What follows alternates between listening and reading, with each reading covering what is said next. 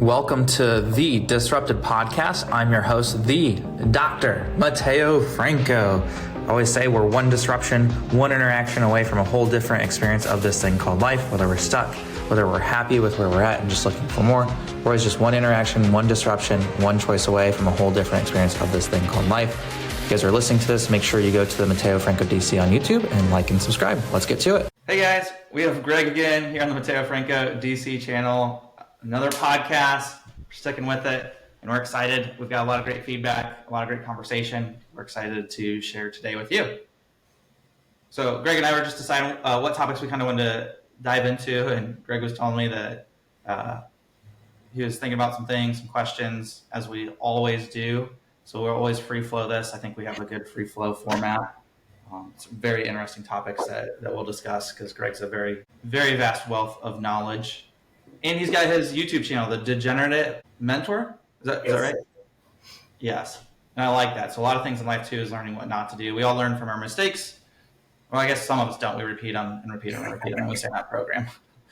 But Greg has been very helpful in sharing some of his mistakes. Obviously been a great part of learning from his successes as well. And I don't know, he's just a really good friend, really good mentor, and I'm excited to have him on. Yo. Yeah, it's... Yesterday, we were sitting, my wife and I, Melinda, we were sitting on the couch, and she's like, tell me the best part about your day today. Like, what was the best thing that happened today? And I said, well, it's May 9th. And she looked at me, and her eyes kind of started to well up, and you can see that she was going to start to cry. And she's like, oh my God, it's been 6 years today. And I said, yeah, 6 years today is, I haven't drank. And so... It was like, it's crazy how that one decision changed our life forever. My life, her life, our relationship. And it was kind of serendipitous because she works for a photographer that does all of the photography for real estate listings in town. And the house that we had rented for like 5 years before we built our house, the people were finally selling. And so Daniel, who's the photographer, is also like one of her best friends, was over there like, hey, I'm at your old house. This is crazy, shooting it. And so she was like, I know at some point I'm going to have to go in and look at those photos to send them off to the realtor that's listing it. And she goes, and this like wave came over me on that same day. Like there were good times, but there was a lot of struggle in that house. There was a lot of fighting and a lot of her being alone. And she's alone now a lot, but now I work more than like she knows where I am, and instead of having no clue where I am. And so it was kind of neat to reflect and look back at that all in one day. Yeah, it's just weird that you can, I always think that, I used to think that time stood still, and it really doesn't. It's like 6 years went by so fast, and so much has changed over 6 years. And it really wasn't, you literally blinked. I've done so much in business, and then like I had shared online about my credit score going from like a 540 to a 790, and we want all these things, and we want them all to happen today. And so in my business, right, people are always like, oh, my credit sucks. I'm like, yeah, but we can do this. Like we can take little baby steps, and that in 5 years, well, in 5 years, Greg, I'm like, well, in 5 years you might actually even be able to afford something. Like your income could double, quadruple by then. Home prices keep going up, and it's not affordable anymore. Like, I need to buy now. It's like, well, do you? Right. A lot of people in my industry will say they do. Like, if rates come down, prices will go up, and we have all these marketing things that we're going to say, right, to get people to make a decision, hopefully that's advantageous for us, that it's like, yeah, but in the overall scheme of things, is it? Like, what would 5 years look like? I don't know. Yeah, the house could be worth $100,000 more. They could also be making $60,000 a year more if they made some decisions today, if we helped them, if we're truly looking to help people better themselves and help them make the largest financial decision of their life, just because they can qualify doesn't mean that they should qualify. Right. And so that time frame of, 5 years is so far away, and it is and it isn't. It's like a lot can happen in 5 years, good or bad. And so yeah. Crazy to think that it's been that long. Email came written down on this piece of paper. I'm like, it's not even my handwriting. No clue who that is. Who's been here? And so Daddy's chair. yeah. Well, I finally cleaned my desk, and so who knows where some of this stuff came from. And so when you ask, like, what should we talk about, and we always just kind of talk, I told you right before you hit record, is something I've been thinking about a lot lately is questions. My buddy and my coach, Dustin, had a mastermind last week with a bunch of amazing realtors on it, and this gal, Chelsea, had said, which I've heard a million times before, and so it's just a refresher and a reminder that the quality of your life is going to directly be reflected by the quality of your questions. And so there's all kinds of takes on that. Quality of your life is going to be projected by the quality of your relationships, like all of these things, right? And I can look at my relationships are going to be based on the type of questions that I ask the people that I'm in relationship with. And so for me, it always comes down to, like, fortunately, unfortunately, the questions that I'm asking myself, right back to like what I do for a living. Like, I have to help people make a decision. So it's the quality of the questions that I'm asking that person is going to get them to the root answer of what they want, not what I want for them. And so a guy that I've been following a lot, Phil Jones, he has a book called Exactly What to Say, and he's amazing with words. And so you can give him, I've done a workshop with him before, and you can give him any scenario and like script with him and role play, and you can come up with an objection, and he's just like, bleh, right? And you're like, God, he's so good. And if there was people outside watching, I'm sure most of them, especially if they're not in sales, would be like, yeah, but that's manipulation, right? It's like some NLP stuff, it's like you're using words to get people to fire different things. And so he explains it really well. And he says, I don't believe that anybody can ultimately make somebody do something they don't want to do. Mm-hmm. So through communication, if we can help them make a decision, right? And so for me, it's like, are you going to get a loan? And two, are you going to use me? Right? Those are the decisions. I'm not going to be emotionally attached to what the decision is. I just have to get you to make a decision. If it's a no problem. I get to move on and go to somebody else to get a yes. Because you raised your hand at some point and said, hey, I'm thinking about getting a home. So I'm not manipulating you into buying a home. I'm getting you to make a decision whether you think it's a good idea or not. Right. By asking a lot of great questions to find out what it is that you are looking for. And then I can use communication skills and style, right? Like you said, you wanted a big backyard where you could entertain because you have 2 kids and they have a lot of cousins and family's super important to you. So if I was a realtor and I was looking at a house with you and we're in the backyard, I could say something like, could you just imagine Memorial Weekend, you and your family, all of them, 15, 20 people out here, barbecuing, swimming in the pool, kids, and now that person is starting to imagine something that they said they wanted off of the questions that I asked them to gather what I consider is the data. And I don't care at this point in my life what anybody says. He who has the data wins. It's just that way. I was talking to some people yesterday about this, and sometimes when I talk, I think at the same time. Most of the time when I talk, I think at the same time, and these things, they just start to roll, right? And I'm thinking about like Amazon and how Amazon got so big, and then now they have AWS, and they're like the biggest cloud storage, and they're storing all this data. And I go, ultimately, in the beginning, Amazon was supposed to be a rival of eBay. Amazon was a marketplace where you could go and you could sell whatever bullshit that you came up with, right? Mm-hmm. And it gave you a platform to do so, where you didn't have to know how to take payments or do any of those things. It would do it all for you. And it was great. And it made no money. And then over time, it sold more stuff.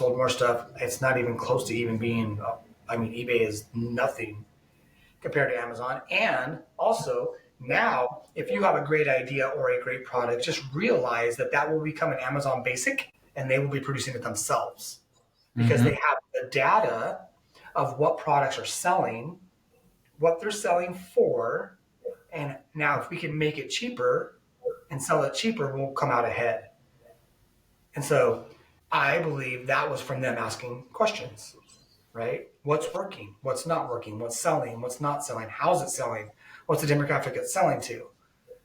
Right? And so that's why I think cookies are such a big deal in our world, is because that's what it's doing. It's fucking sweeping all the data. I mean, we all see it. We talk about shit and then it's on our phone. Right. Like, How? Yeah. No, I think there's a lot of great points that you brought up in there, and congrats for the 6 years.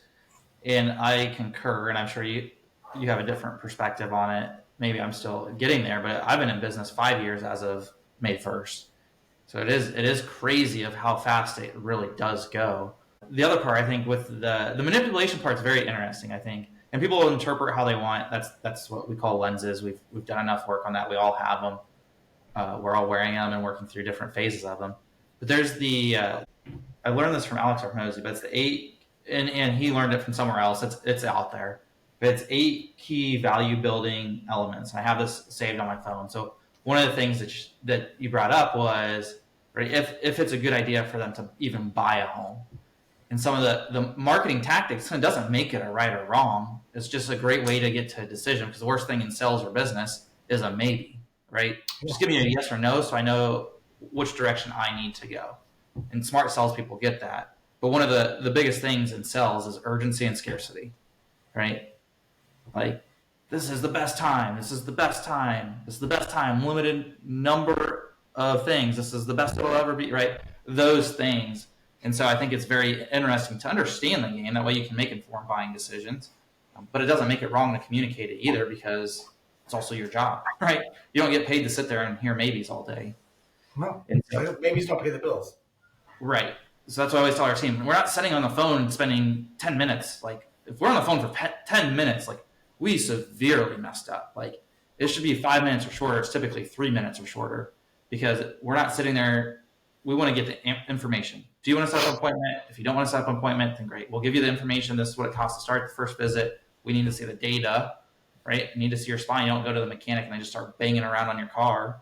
And hopefully hit something that sticks up and it works, right? No, we want the data to know exactly what's causing it and then fix it. That's going to be the most cost-effective way. The other thing with data, and this is, I kind of want to bring it all back full circle. I know there was a lot in there, but 100% correct with data. And that's the big things that we're learning. That's why I left the chiropractic groups, got around smart business people like yourself, and learned that, hey, like, these are just principles and strategies of great business. And so we're getting ready to launch our consulting, which is teaching chiropractic consulting, which is teaching those things. Can you imagine, like, those types of questions are really good questions to get people turning their wheels out of pattern of trauma or identity of, this is how I have to be forever, and then offering them solutions to get out of that.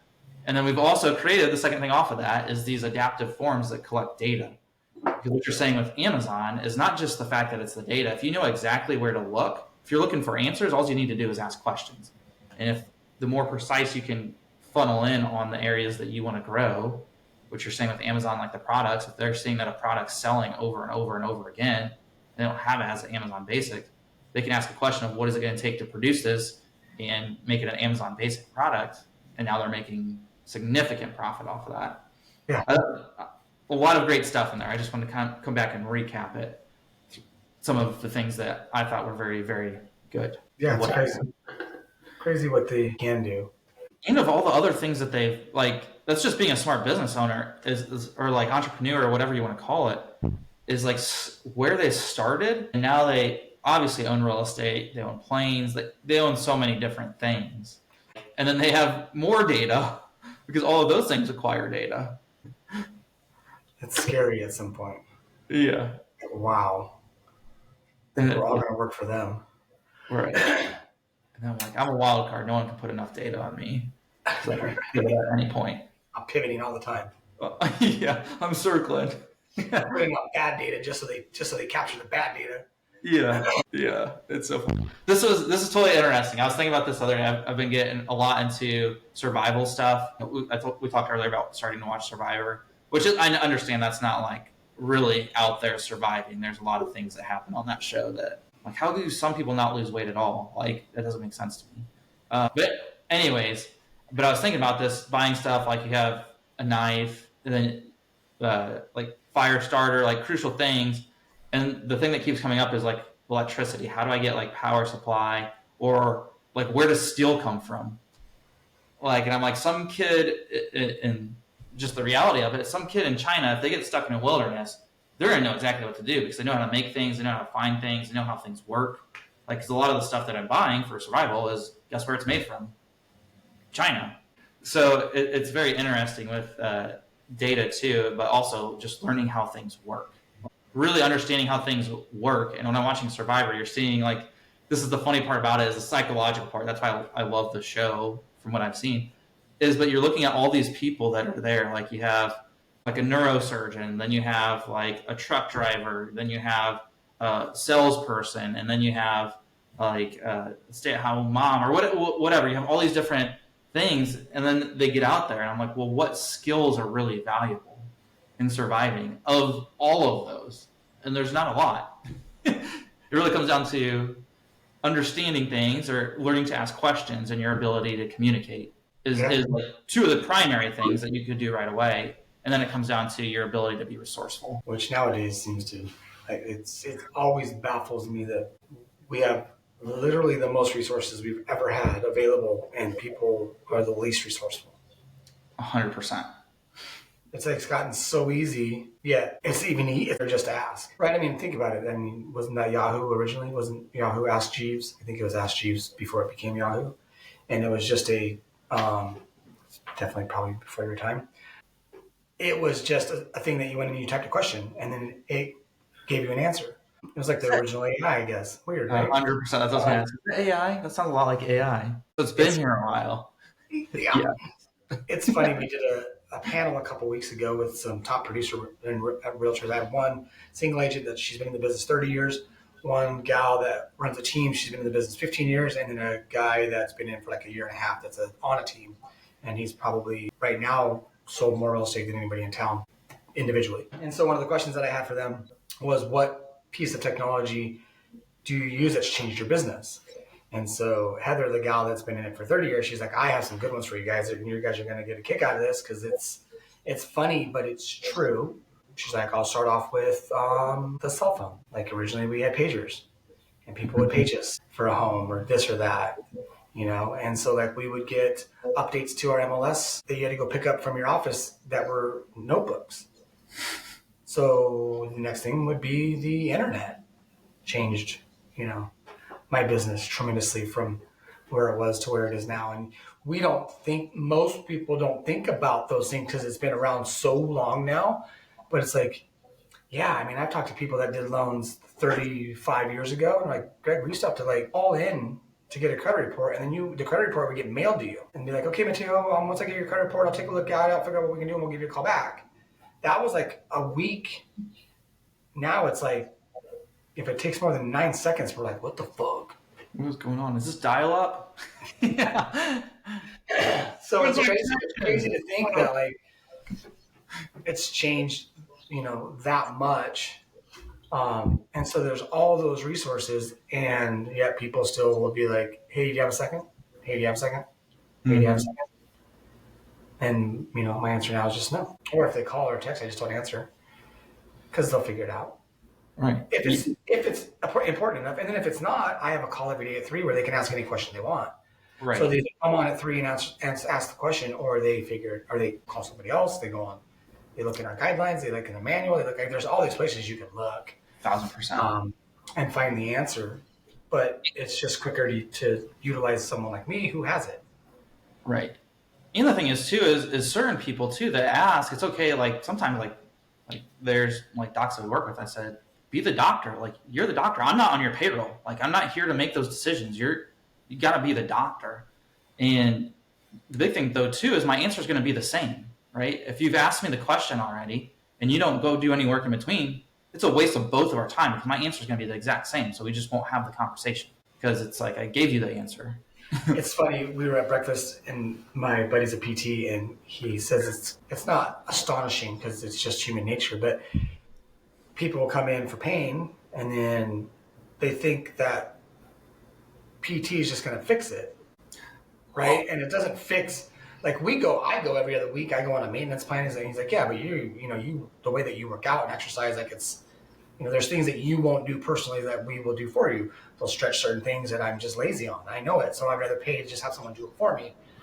But I'm not like on Medicare where I had an issue and I went to my primary care physician and they told me I needed to go to PT, and then I go to PT, and they're like, okay, these are the exercises that you'll need to do that are going to strengthen the muscles around the area that you have the pain, and then they go and like, this didn't work. And they're like, well, are you doing your exercises? But if this, we're not, we don't fix you. You fix you. Right. We just assist. And then they come back a year later and like, yeah, I still have that same lower back pain. Like, okay, well, you're still overweight. You're still the same weight you were when you came here. Have you been exercising? Well, I walk to the mailbox every day. Like, that's not exercise. That's just daily activity. That's not considered exercise. It's not anything above and beyond what you normally do. What about the stretching exercises? What about this? What about no? I'm like, how did you think the pain was going to go away? Right. I love that and this is the fun part. It's every profession, but that's the part is I'm always upfront with patients. This is a 50-50 partnership. And then we have checkpoints every 30 days because most people start first 90 days. We're going to see how much change we can create.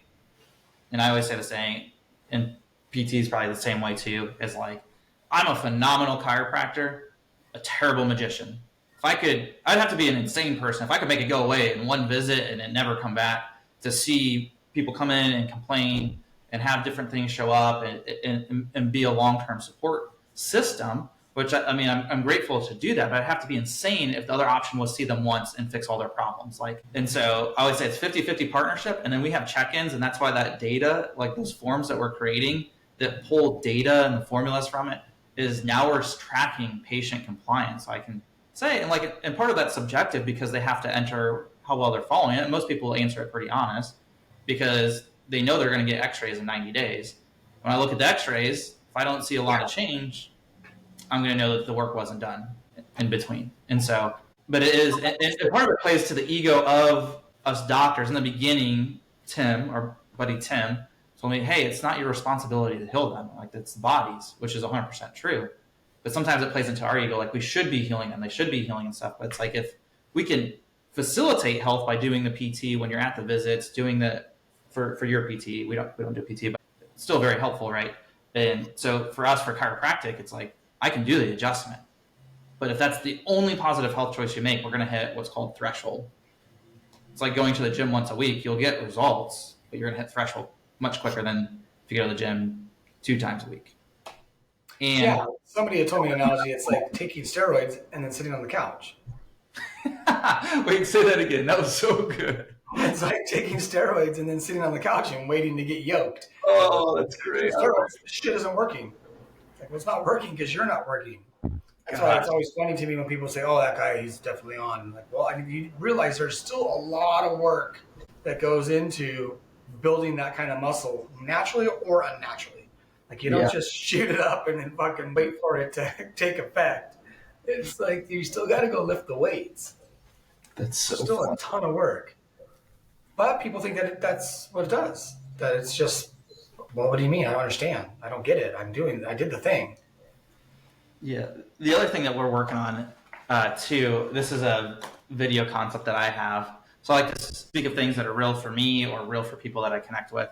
And it's like waiting, and it's this concept of pain and understanding a reactive model. It's like, hey, Greg, I want to buy a house, but I have no money.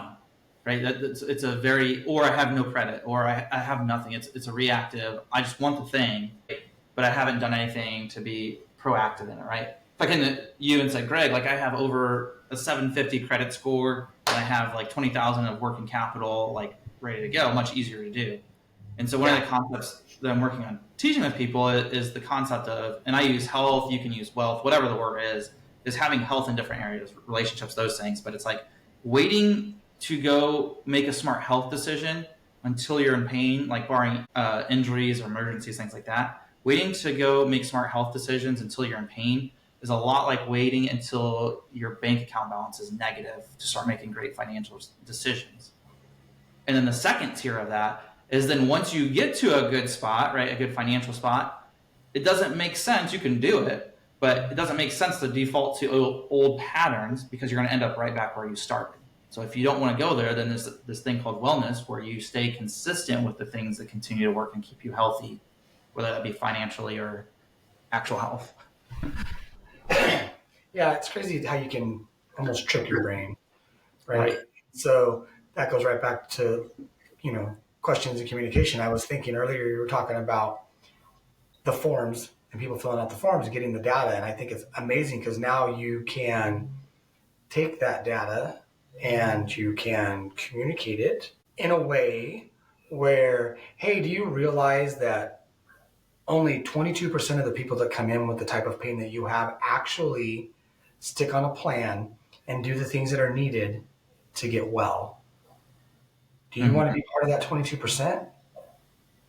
Like, nobody wants to fail. Nobody wants to be like, well, I don't want to be I don't want to know. I don't want to, or 88% or 78% never get healed and feel pain for the rest of their life. Do you want to be part of that 78%? Well, no, Dr. Mateo, I want to feel good. I don't want to have pain. Well, then don't be, he said back saying, don't be a dick. Like, Dick does this, Dick does that, Dick does this, don't be a dick, right? It's like that same thing. So you have the data now, and the data is probably, for the most part, people don't do what they say they're going to do anyway. Right. Even if it's advantageous for them. Even if they know what they're supposed to do. We all know what we're supposed to do. Right. Easy to do is also easy not to do. Correct. And so I think like having that data once again, it just allows you to help them make the decision. Is this going to and it's accountability, like up front, it's the accountability. Like we have questions in there, like what's your commitment level? Like, what do you desire most from working with us? And some of those questions that are in there are important for them to know and to think about, but it's for us later. It's like, hey, Susie, like you came in with headaches. You said you were like 100% committed to fixing this. What's changed? What's changed between now and then? Like, help me understand this. Yeah, or what's been holding you back to act at a level 10? Is there something else that I don't know about, or just something that you're not telling me? Has something like, once again, we're just peppering with questions. 1,000%, yeah. And those are the best. Like, and that's like for me. Even if I go to buy, like, we could use a home, a car, something. Like, I want to be sold, but the best salespeople are the people that ask the questions because it's really me selling myself.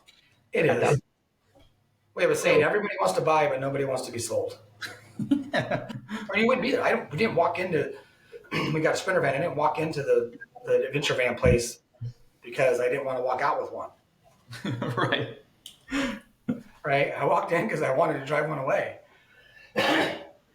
So you don't have to do all the things. Just figure out what's important to me and then set me up with what you believe, in your expert opinion, would be the right fit for me.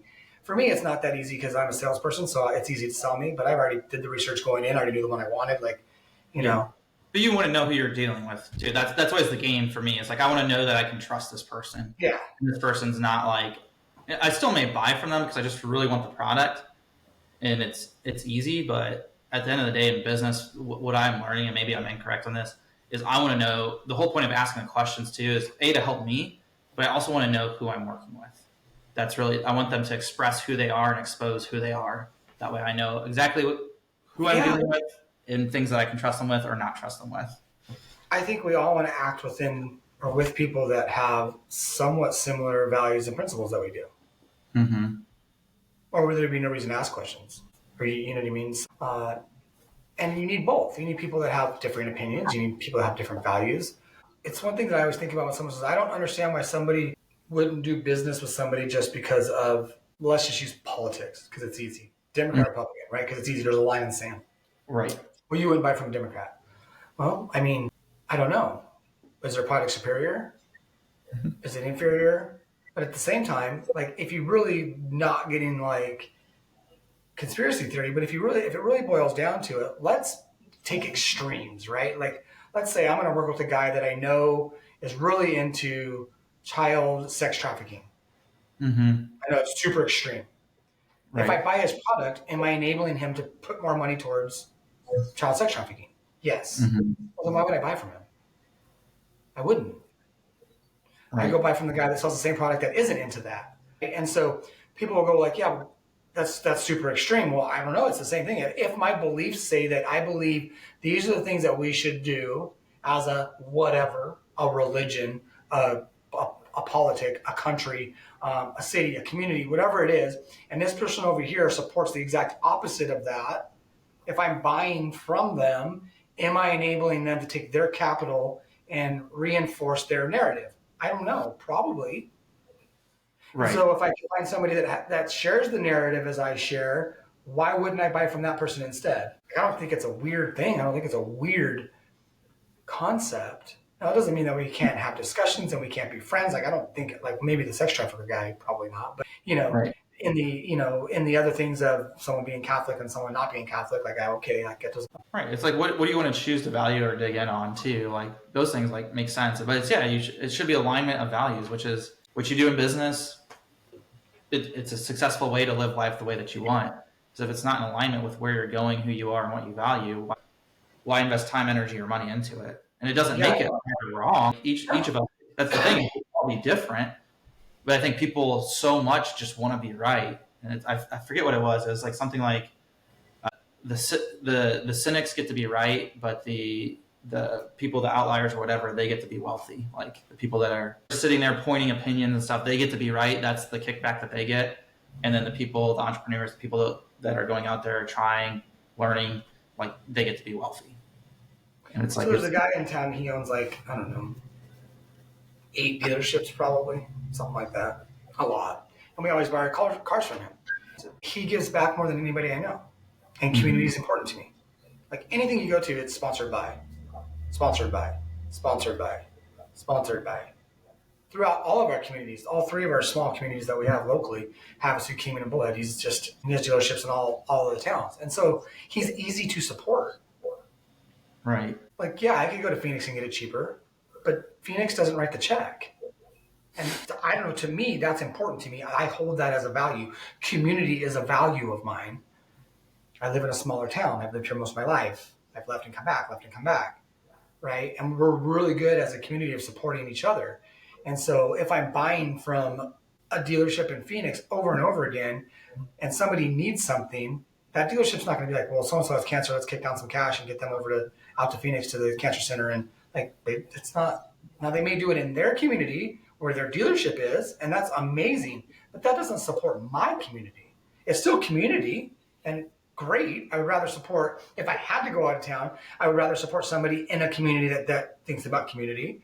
But when I have it all here, why wouldn't I just buy it here? Even if it's more expensive. It might be more expensive because he's the one giving back. Like we have realtors that always ask us for donations, right? And it gets to a point where you're like, cool. You understand that the reason that I have money to give a donation from my title company is because of the title and escrows that are brought to us.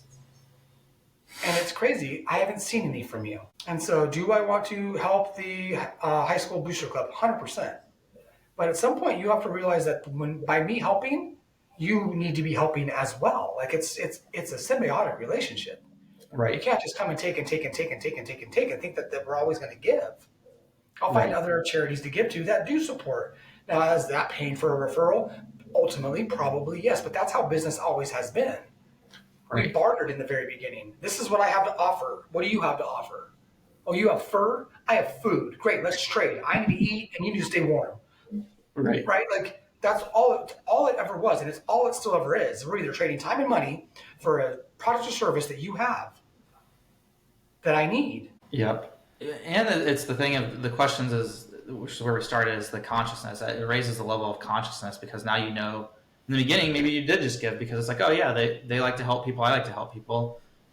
And then it became very obvious that it's like, yeah, we're still helping people, but they're not really working with us either.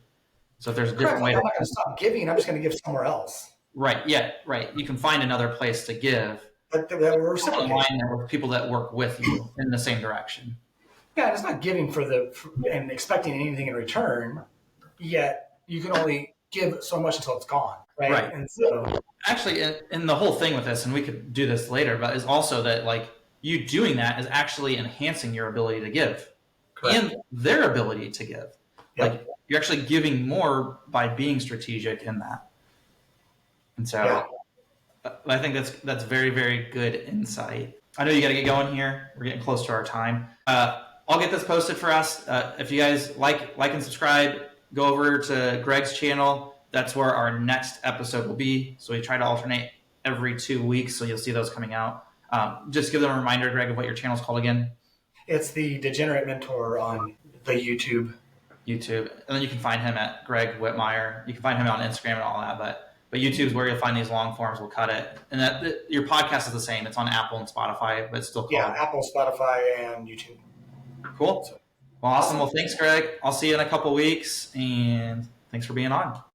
Awesome. If you're listening to this, that means you completed this episode. If you have a friend or someone that you're thinking of currently, please go ahead and just share this episode with them or connect them to our channel so they know where we're at, whether it's on podcast or the video format. Connect them with our channel. This may be the disruption they need to disrupt them out of an undesigned life into a well-designed life filled with meaning, purpose, and passion. I will see you all in the next episode.